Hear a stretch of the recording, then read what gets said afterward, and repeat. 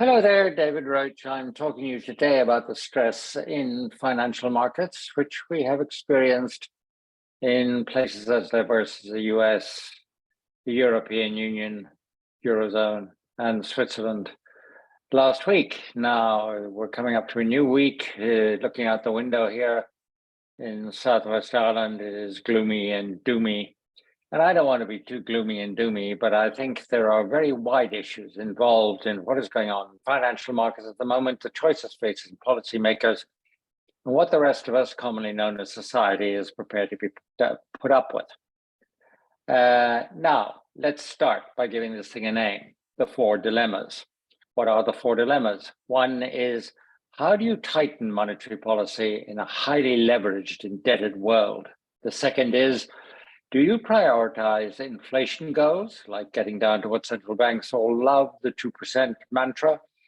Or do you go for financial stability because if you pursue the inflationary goals, the rate of interest rates will bankrupt a whole lot of key players, which will bring down the global economy like a wreath of dead daisies around your neck?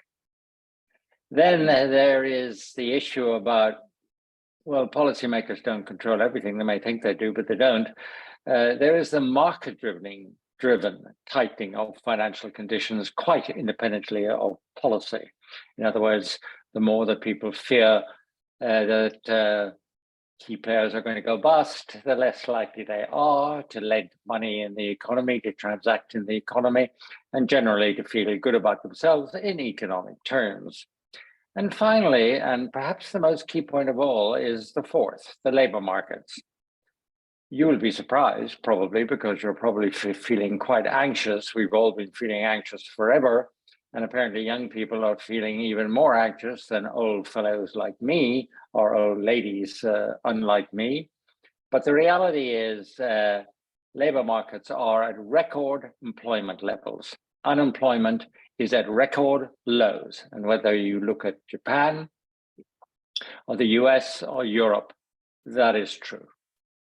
There is zero productivity in the system. In other words, the economy's recovered, sure, but their productivity did not recover.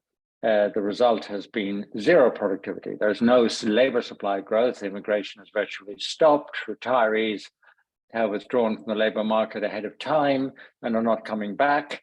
And we can go on.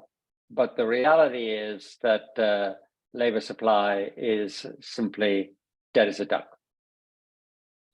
And then we have demographics, of course, which means that as we're all getting much older and older people are less productive than younger people, and we're probably more stupid too, as you get older, your economy becomes less productive, and that limits growth in a big way. Now, what is going to happen? Well, first of all, whatever way you look at it, if you have wage rates which are between 3.5% and 5.5%, depending, or 6% in the UK, and you don't have any productivity in the economy, then either profits are going to fall because the wage costs are going to go up by more than output and prices of that output, or alternatively, what will happen is that inflation will become embedded at the wage rate, which means that companies can get back the wage rates, which keep people under the illusion that they're earning more in real terms, and profits do not fall. Now, that is exactly what has been happening. If you really wanted to get inflation out of the system, and here we come back to the key point about what society is going to choose, what central bank policies are going to be implemented. If you really want to get inflation out of the system, then you really have to hammer labor markets. You have to bring unemployment right up so that wage rates fall. That has to happen because if there's no productivity, you can basically have a rule of thumb, which is your underlying embedded rate of inflation is equal to your rate of increase in wages, because there's nothing dividing the wage increase except falling profits, which are not happening, from inflation, because productivity is zero. So that's where we are. Now, why is that so problematic? Well, that is very problematic. That is actually hammering the labor markets enough to really get inflation down to the beloved 2%, which central bankers say, at least, that they want to achieve, though they've done a lot to help in achieving exactly the opposite of runaway inflation. Here's why it's difficult. World debt is now 250% of GDP. Back when the great financial crisis was about to happen, it was under 200% of GDP. Now, the reason that figure is so significant is because world debt has, of course, risen by far more than the 50 percentage points I've described. The 50 percentage points I've described is the increase of world debt in relationship to what we produce to service it. So in other words, world debt has gone through the roof far faster than the recovery in the economy. So if you go back to the great financial crisis, what actually has happened is that crisis was caused by excessive debt, and we have cured it by creating more excessive debt. So we are now in the position of having higher levels of debt in relation to what is there every year produced to pay for it than we did before the financial crisis, 250% of GDP versus less than 200% of GDP. Now that means that if you increase the cost of debt, you are likely to produce stress in the economic system because the productive assets to pay for that debt are simply not there to the same degree that they were before we had the first great financial crisis. Let us look at a little bit of the evidence for that. Here we go. Let's take the US, which after all is a better, more creative, and though it may stun some people, much less bankrupt financial system than either Japan or Europe. In the US, total bank assets are 23 trillion US dollars, and the top banks, call it the top 10, have approximately US dollar 13 trillion worth of assets. Small banks have 52%, over half of total bank loan mortgages. And small banks are financed for 90% of their liabilities by deposits. A high proportion of those deposits are uninsured by the state or by anybody else. And furthermore, a high proportion of those assets are actually corporations which are closely tied to the bank itself. For example, in the case of Silicon Valley Bank, SVB, the amount of insured assets was 3% of the total deposits.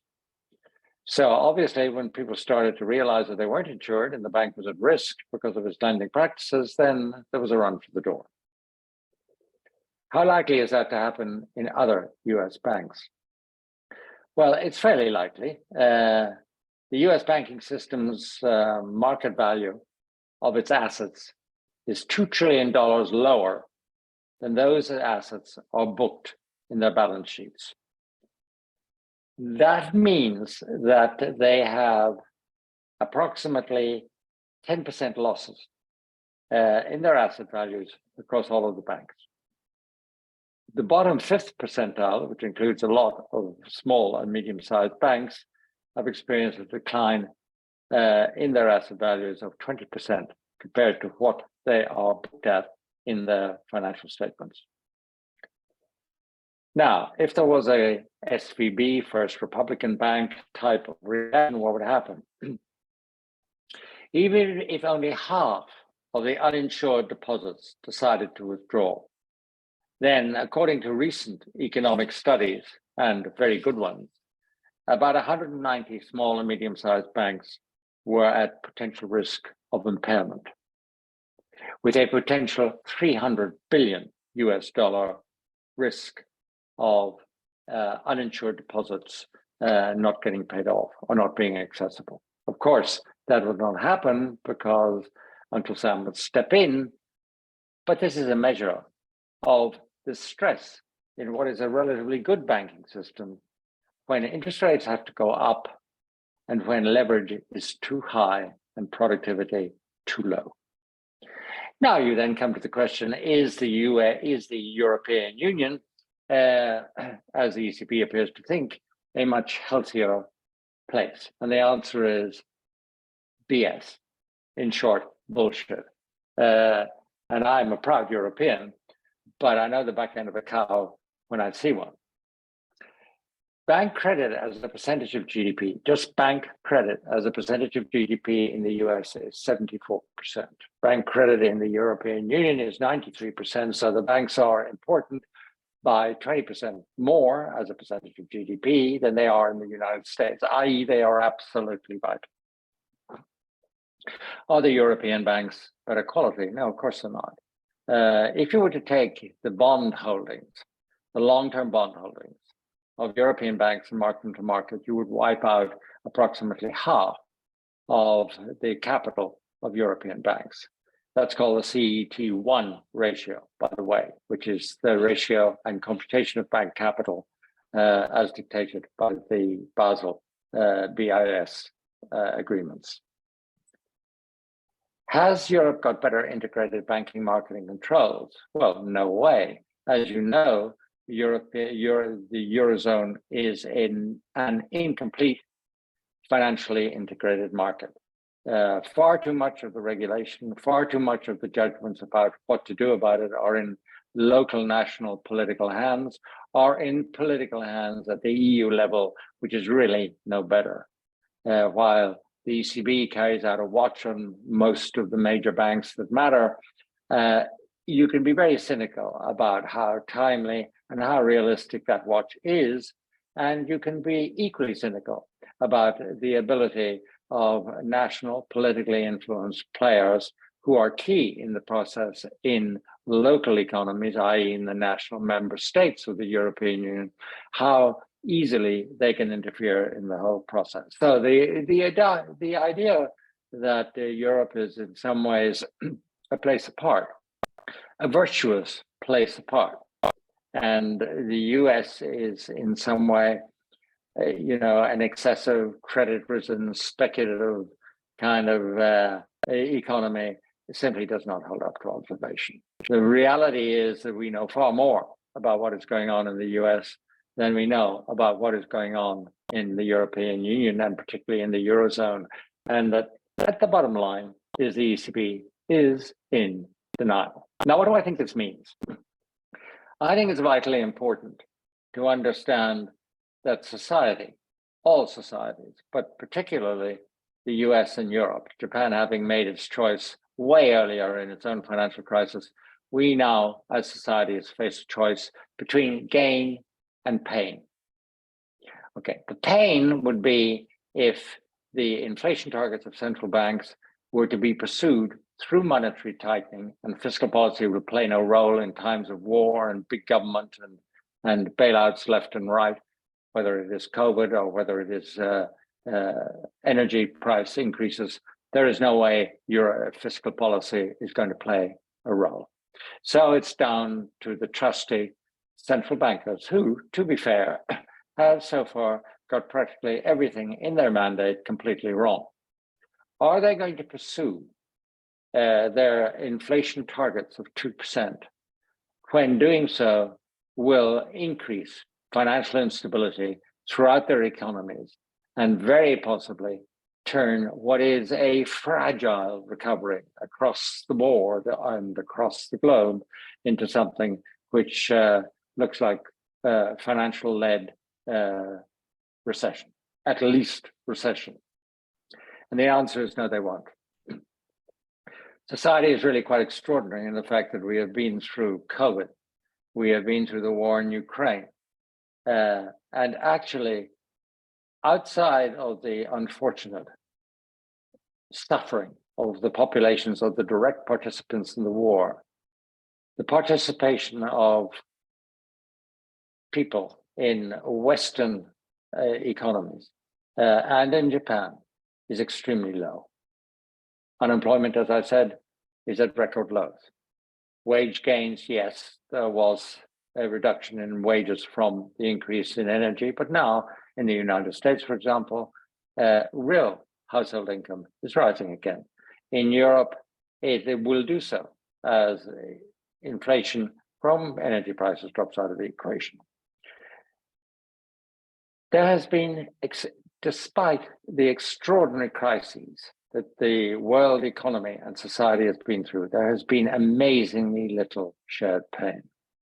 And I think that is key to understanding why.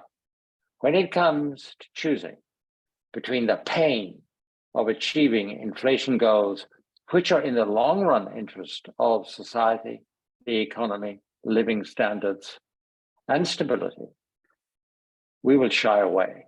We will not go for the pain.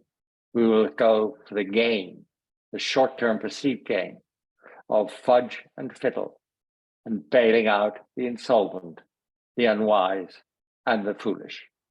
But that will be the policies that will be pursued. What does that mean to you and me and to investors? It means there will be more shocks in both equity and credit markets from the risks of insolvency. Not just liquidity crisis, but insolvency of major financial players. There will be a slowing of monetary policy tightening and financial conditions in free markets, in credit markets, possibly equity markets, will do more of the heavy lifting of trying to achieve lower inflation than central bankers, because central bankers cannot afford the price. There will be a continued shift of investors to more conservative investment assets and away from speculative sectors in both credit and equity markets. Now, those conservative assets do not, in my book, include property for the simple real estate, for the simple reason that these sectors are extremely over-leveraged. And we are in a period in which leverage, one way or another, will come down, even if it does not come down in the way that would achieve the inflation targets that were once aimed at. There will continue to be a global recession in specific sectors, in particular the tech sector, which is unwinding massive excesses, which were built up in terms of expectations and hopes, and now still valuations over the last 10 years. And finally, I would say, when you think about financial instability, do not confine yourself to thinking just about banks. Think about lots of companies whose business model is based on its clients or itself having excessive short-term financial leverage and rewards for the people running them. And think also about other things than banks, like insurance companies, particularly life insurance companies, which have huge fixed income portfolios which are underwater, and liabilities which have not moved on their balance sheets. Banks may look bad, and I can't give you details about life insurance companies, but I would bet my bottom dollar that there's a whole lot of bad news being dressed up as good news in that sector. Thank you for watching. Goodbye.